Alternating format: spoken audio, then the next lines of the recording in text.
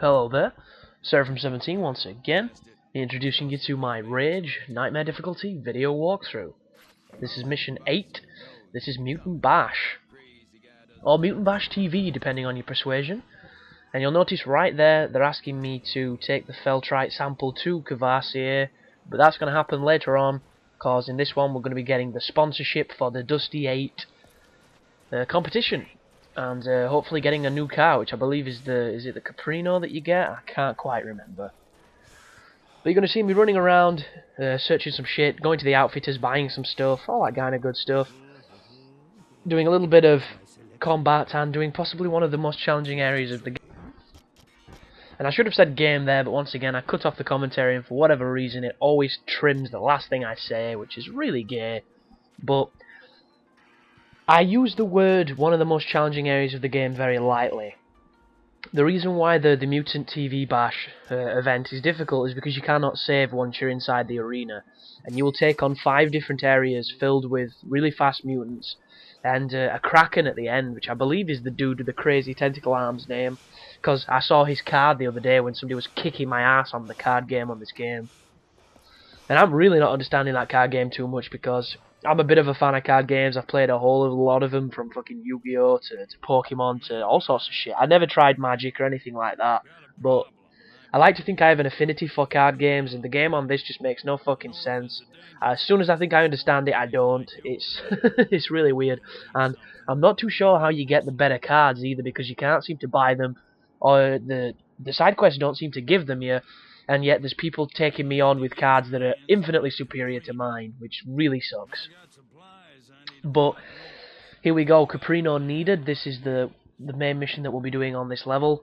And we get it off lovely Sheriff Black here, the guy who's such a sheriff that he needs 2 badges to declare that point. And this is another mandatory race, what we're going to be doing once we've got the sponsorship. But before we do that, we need to talk to Jackie Weeks, who looks like the stereotypical English guy in the bowler hat off of Firefly.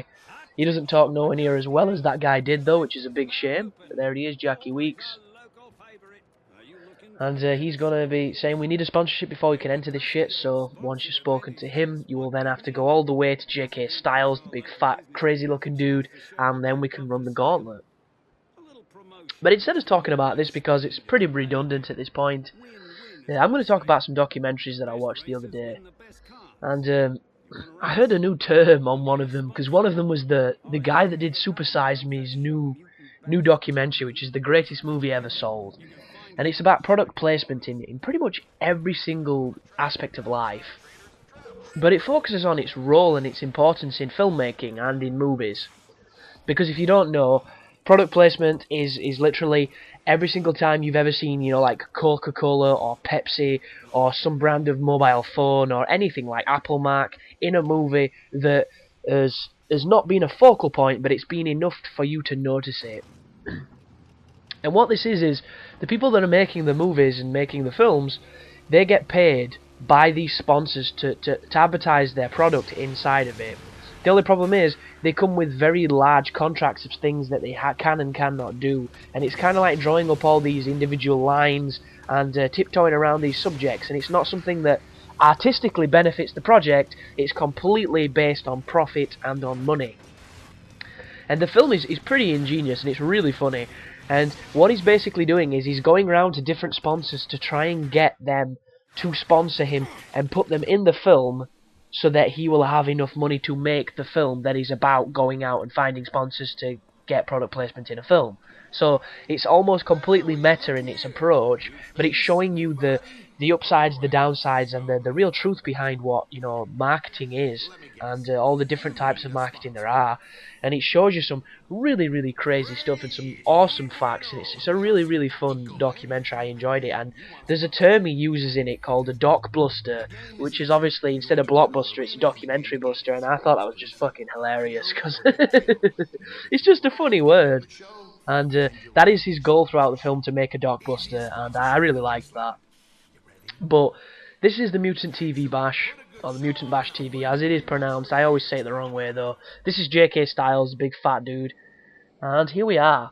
So this is the equivalent of Mad Max entering Thunderdome. The only difference is we're not on elasticated cords, we're not taking on Master Blaster, and there are no chainsaws on the walls. But aside from that, it's almost completely identical. And we're going to be going through 5 different rooms. It's all designed and used off an aesthetic of like a circus or a fun house. And you're pretty much going to be taking on the really quick mutants. And you'll notice I do not have a lot of ammo. I've put myself in a really bad spot here. I've got 16 wind sticks, I've got 5 arrows in that, I've got like 10 bullets in my sniper rifle, I've got 9 shells in my shotgun, I've got no bullets in my other stuff. So this is going to be real interesting. And if you get here and you have as little ammo as me, it's going to be a hell of a lot more difficult than it needs to be. But don't worry, I do get through this rather simply, and if you've got more ammo, you will fly. One thing to bear in mind, in between each of the bouts is a little cache for you to pick up on some shotgun shells and some bullets and what have you. You'll notice I keep running back now because I thought that there was one before we went in, but there is not. And this first one is one of the most challenging rooms because early on in the game you're not used to taking on so many quick enemies in such a small environment. But luckily enough, I've played through the game and I'm more than ready for them. But to trigger the spawn, you need to step on that plate in the middle with the skull on it, the little red skull. I thought there was just going to turn up, but then I look back and the door hasn't closed, so that's why this isn't kicking off. And I'm just a little bit tentative because I'm going to be trying to take on the fastest enemy on the game with a sniper rifle. And obviously, that does not sound like a winning formula, but it does because I know where they spawn. And Jesus Christ, was I being stubborn. There we go, step on the plate. Door shuts, shit starts to kick off. So here's the first guy wearing a lovely hat. Snipe the bitch, get me an achievement I've already earned, and just pick off the rest of the dudes as you can. If you have a lot of ammo in your shotgun, just run up to them and squeeze one off in the face. It's pretty much an insta-kill. And the best strategy for survival against these guys is to circle strafe, like you're playing Serious Sam, because if you focus on circle strafing and you're jogging, they can't catch you that well, because they're just not as good at moving as you are. If you start getting too injured, feel free to use a bandage. You should have quite a lot by this point. I think I go through this entire thing all the way up until the end before I use a bandage, and that's because the Kraken guy is very damaging on Nightmare difficulty. But those tubes come down and there's more of these guys. I've got 2 shotgun shells, and I'm not using them at the best I probably could, because I'm shooting at some distance, which is not very smart. And I've put my pro rockets in and I don't realise I've done this. That could have probably killed me just then. And that's when I decide to run in a circle to get my life back. There comes my life. Nobody can catch me because they're just not quite as mobile as you are. And then you can just focus on killing them one at a time. And the most challenging area of this room is when these crazy square platforms raise from the floor in like a cube formation. And inside of them are the mutant guys that throw fire at you. The crazy mutant bandit guys. Here they come. So if you stand next to this one, he can't throw shit at you, and if you kill him quick enough, neither can he. But I didn't do that, and you'll notice my sniper rifle is semi-automatic because I haven't took on any of the sniper missions just yet, which is something I would recommend that you do. As soon as you do those missions, your sniper will get an automatic upgrade, which is really useful. And just keep using this platform for cover. 2 hits by those flames will put you to death screen, 1 more hit will finish you off. As long as you're conscious of that fact, you shouldn't die. And as soon as you kill the last one on the platforms will raise up just ever so slightly, and then a bunch of them will start crawling from underneath them. But this is the last wave of enemies on this first room. Once you've killed them, you can then move on and get your ammo. And you'll notice I have not done this in a part-time whatsoever, but I wasn't even trying to, so I'll let myself off for that. And going in with no ammo is not a good strategy here. Always make sure you come in with a ton of shotgun ammo.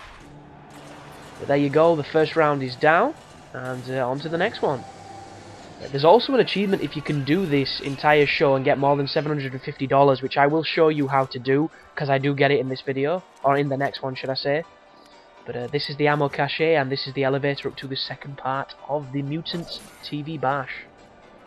But the rest of it from now on is pretty simple, so I'm not going to talk too much about the gameplay until the very last room, which is the only challenging room left. Instead, I'm going to talk about fuck the documentary. And that is not me saying fuck documentaries, that is literally a documentary entitled Fuck. And as you may have noticed, it is a documentary that goes through the history and the misconceptions of curse words in modern language and in modern society. And it is pretty much a documentary on the origins of cussing. And it's about an hour and 25 minutes long, and it is one of the best documentaries I've ever seen. It's got the cynics, it's got the people that are offended, it's got the people that use it in comedic routines, it's got pretty much everybody from actors to musicians to linguists. It's got so many people putting forth some really interesting stuff, and it's very, very funny. There is a lot of quotes from presidents when they've cursed and things like that, and just an insane amount of information just on cursing in modern media and stuff. For instance, if anybody's seen the television program Deadwood, which is the western that was showing, I think, on HBO, and one of the main kickers about HBO is they're allowed to curse, because I'm not too sure what it is about their network that enables them to do it, but they can do that. And Deadwood used cursing as a medium to show that this town was lawless, to show that it was a bad place, that nothing was safe, kind of thing. And in this first season of Deadwood, they used the word fuck 681 times or something silly. And I mean, goodness me, that shit's just amazing. But thanks for watching, guys. I will see you in the second part, and as always, you take care now.